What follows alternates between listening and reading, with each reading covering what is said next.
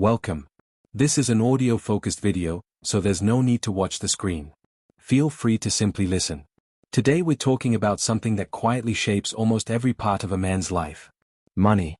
Not in the sense of chasing wealth or getting rich quickly, but in the sense of control, freedom, and the ability to make decisions without constantly worrying about the next bill, the next payday, or the next financial setback. For a lot of people, money feels complicated. It feels like something other people understand but they don't. Something reserved for people who studied finance. Or people who got lucky. Or people who started early. But in reality, most financial stress doesn't come from a lack of intelligence. It comes from a lack of simple habits practiced consistently over time. And that's where everything begins to change. Because once you strip money back to its basics, it stops being mysterious.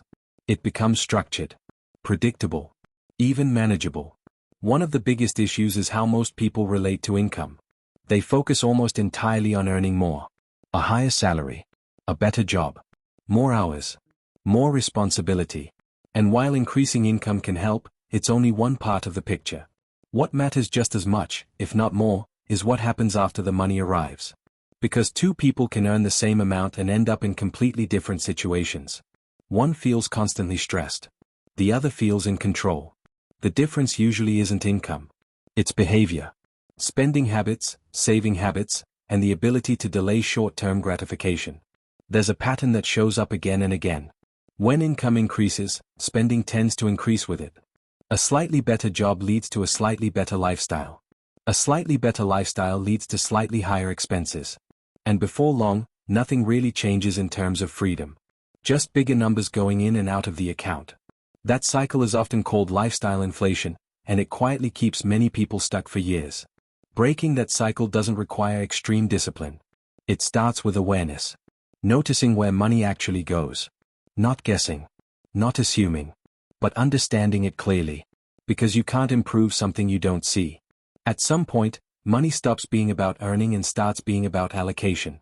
Where does it go first? What gets prioritized? What gets left over? Most people do it backwards. They spend first and save whatever remains. But people who build financial stability tend to reverse that order. Even in small amounts. They decide what to keep before deciding what to spend. That one shift changes everything over time. Another important factor is time. Money doesn't grow in dramatic bursts for most people. It grows quietly. Almost invisibly at first. Especially when investing or building savings. That's where many people lose interest too early. They expect fast progress. When they don't see it, they assume it's not working. But financial progress is often slow in the beginning, then faster later on. Like a snowball rolling downhill. Small at first. Then gradually building momentum. Then becoming hard to ignore. The mistake is quitting before the momentum phase ever begins. Spending habits also play a much bigger role than people realize. Small daily decisions add up far more than occasional big purchases. A subscription here. A takeaway there. A spontaneous purchase when you're tired or bored. Individually, they don't seem important. Collectively, they shape your entire financial position. This is where discipline becomes useful, not in a restrictive way, but in a protective one. Not to take enjoyment away, but to stop small decisions from quietly controlling your future. There's also a psychological side to money that doesn't get talked about enough. For some people, spending becomes emotional relief. A way to reward stress.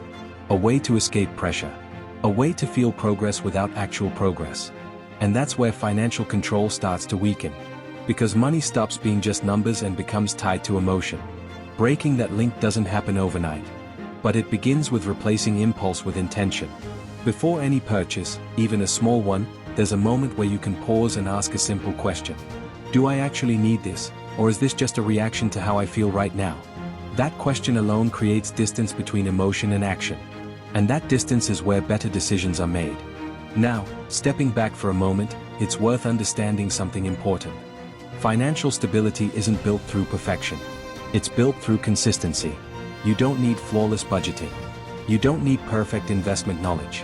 You don't need to eliminate every unnecessary expense. What matters is direction. Are things slowly improving or slowly getting worse? That's the real measure. Not comparison to others. Not social media lifestyles. Just your own trajectory over time. Even small improvements compound. Saving a little more this month than last month. Spending a little more consciously than before. Learning a little more about how money works. These changes seem minor on their own, but over years, they reshape everything. There's also something else worth mentioning. Financial growth and personal growth are deeply connected. When discipline improves in one area of life, it tends to show up in others. Someone who becomes more consistent with money often becomes more consistent with health, more structured with time, more intentional with decisions. It all feeds into itself. That's why money should never be seen in isolation. It reflects habits, not just numbers. And habits can always be changed. No matter where you start. No matter what your current situation looks like. The process is always the same. Start small. Stay consistent. Think long term. Now, it's easy to underestimate how powerful that combination really is. Because in the moment, it doesn't feel like much is happening. But months later, the difference becomes obvious. Years later, it becomes significant. And eventually, it becomes life-changing. Not because of one big decision, but because of hundreds of small ones that pointed in the same direction. So if you felt stuck financially, it's worth stepping back and simplifying things. You don't need a perfect plan. You need a clear direction. Spend less than you earn. Keep track of where your money goes. Avoid unnecessary lifestyle inflation. And begin thinking in terms of long-term outcomes instead of short-term comfort. That alone puts you ahead of most people. Before you go, I'd like you to do something. Think about one thing from today's video that you can actually put into practice. Not 10 things. Not a complete financial overhaul. Just one thing. One habit. One small improvement. One decision you can start today.